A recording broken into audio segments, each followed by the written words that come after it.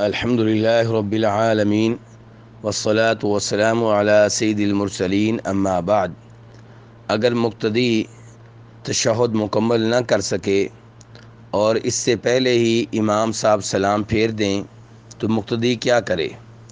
تو گزارش یہ ہے کہ اس شکل میں مقتدی اپنا تشہد مکمل کرے، کیونکہ تشہد نماز کے فرائض میں سے وہ فرض ہے، نماز کے ارکان میں سے وہ رکن ہے جس کے بغیر نماز نہیں ہوتی، اس لیے اسے مکمل کرنا ضروری ہے۔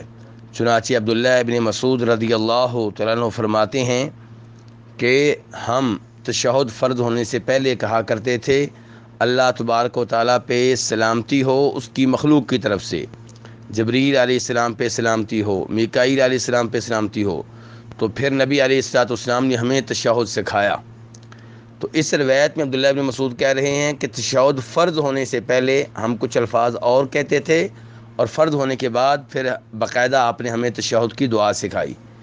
تو ان الفاظ سے یہ معلوم ہوا کہ تشہد کے جو الفاظ ہیں وہ پڑھنا فرض ہیں، اور فرض والی روایت کو امام نسائی نے اور امام دارقطنی نے اور امام بہقی وغیرہ نے روایت کیا ہے، اور حافظ ابن حجر وغیرہ نے، شیخ البانی نے اسے صحیح قرار دیا ہے۔ تو اس لیے جب مقتدی تشہد کی دعا مکمل نہ کر سکے تو اسے چاہیے کہ یہ دعا مکمل کرنے کے بعد ہی سلام پھیرے، ورنہ اس کی نماز نہیں ہوگی۔